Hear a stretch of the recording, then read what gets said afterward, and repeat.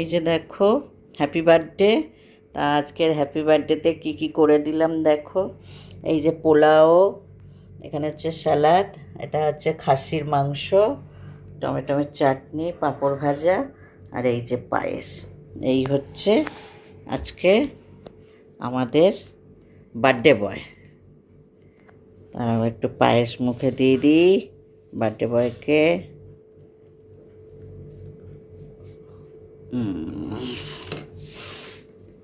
না, খাওয়া শুরু করো।